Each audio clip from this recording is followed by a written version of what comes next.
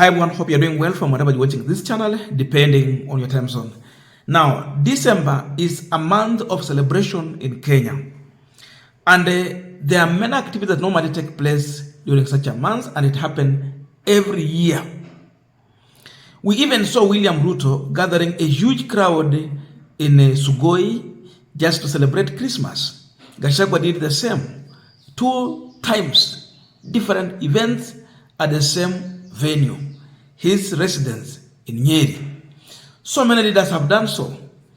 And what surprises Kenyans is what took place today. We know that we are ending the year, and tonight we will be crossing from 2013 to 2024. So this is a time that people normally gather together just to tell God thank you for taking us through. In as much we are in a very hard economic times, we've managed to go through. You just glorify God. And so Marina Njenga, being a politician, he organized for a prayer event in Nyeri, which attracted more than 5,000 youth who attended that event.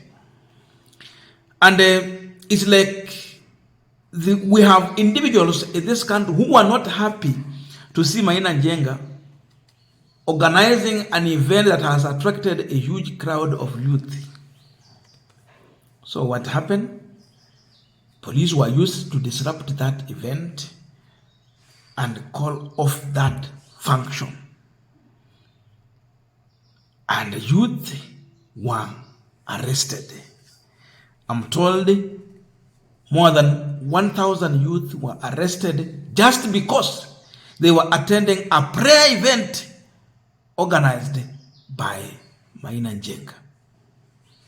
Marina Njenga is a former senatorial candidate in Nyandarua.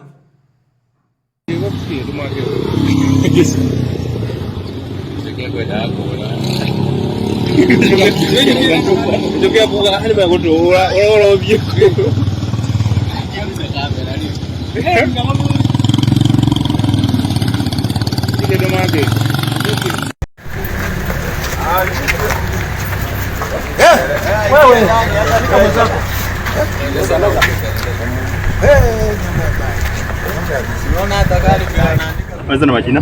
Mimi naitwa Richard Gishoke. Kwa tumekuja hapa kama maombi. Tulikuwa tumeitwa Marina Njenga, na sisi kama vijana kwa tumekuja kuomba juu unajua ni mwisho wa mwezi. Ni mwisho wa mwaka.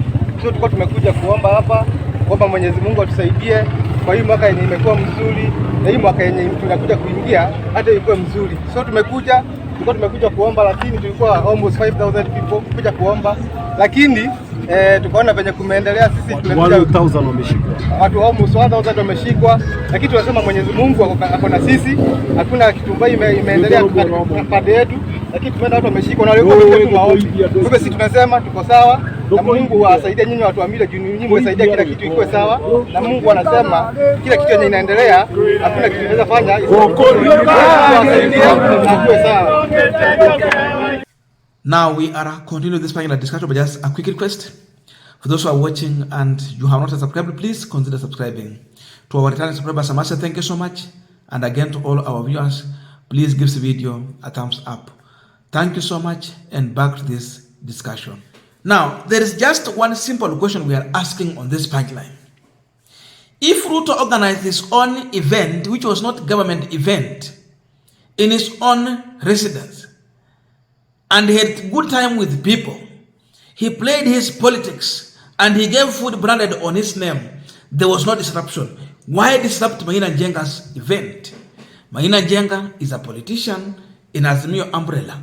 Why disrupt his event?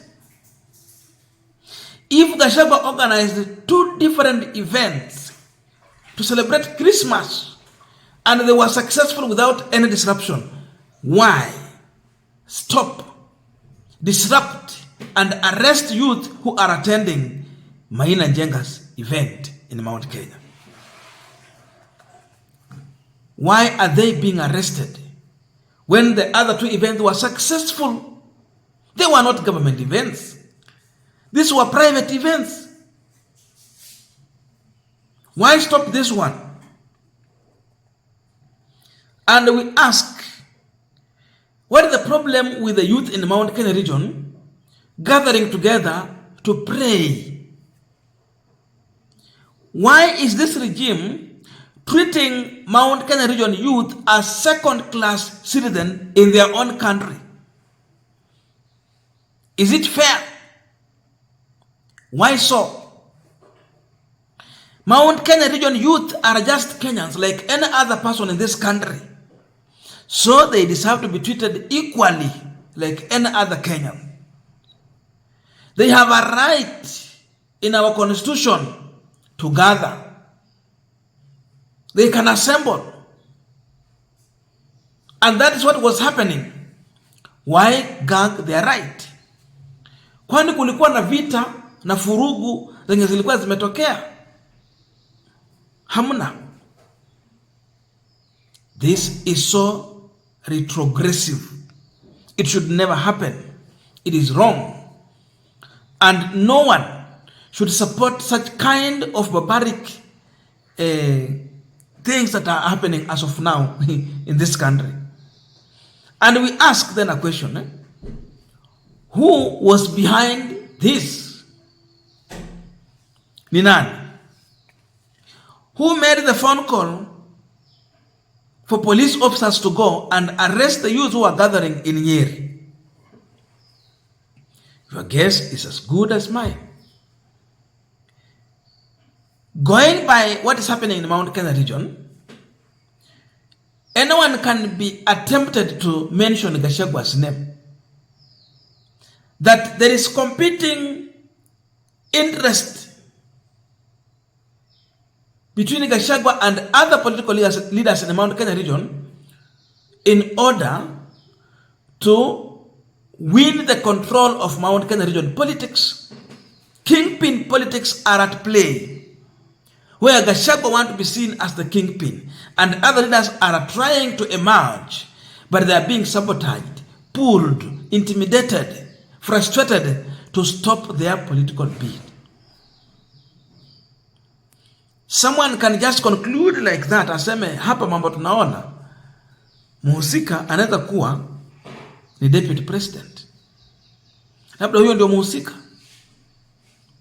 But now the worst is that Mount Kenya region youth are at danger.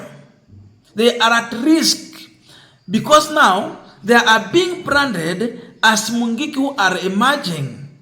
And once you are branded so, what normally happens is that you can be finished any time. Ni marisasi tu wanataka kumiminia. And this is the worst that should never happen. Why brand youth who are just gathering to pray? And you brand them Mungiki. And once you brand them Mungiki, you kill them. Kwani vijana wa Mount Kenya region si wa Kenya na hawana haki kama Wakenya wengine nchi hii kukusanyika pamoja, kuongea maneno yao na kuomba? We were told that UDA or Kenya Kwanza had the Christian candidate. They branded themselves as the only Christian candidate. The candidate from the church, God-fearing candidate. I have never seen a Christian stopping a prayer event organized by other peoples. Lakini it will go in our history that this is the first people to stop a prayer event just because they feel inferior, that someone is finally taking over Mount Kenya region politics. That someone want to control Mount Kenya. So youth have to be intimidated. They have to be killed. They have to be frustrated. They have to be arrested to send a message of warning. To send a notice of warning so that if we have other youth who have such ideas of aligning themselves in a political divide that these other people are not supporting, wapate shida na waogope wasihusike. That means if youth in the Mount Kenya region would come out today and organize mass action, they will be stopped, they will be arrested, and they will be branded Mungiki. Hapo ndio tumefika. Mambo yameharibika. Mambo yameharibika. Youth are not safe. You can't gather. So you become a suspect when you gather. But for them, they have a right, they have a privilege, they have an opportunity to gather people and speak to them. Now, the bombshell is here. In as much you will be doing so, those who are in the power, hawa watu wa Kenya Kwanza, as long as you're not working for the people, when the elastic level will reach, ifika kwa ile kiwango, hata kama ni nini, itapasuka ama itararuka ama itakatika. So this will come to an end. You cannot force people to align in your political divide without working for the people, without convincing them. Harassment cannot work in politics. This message should reach out to these people, and this must just stop.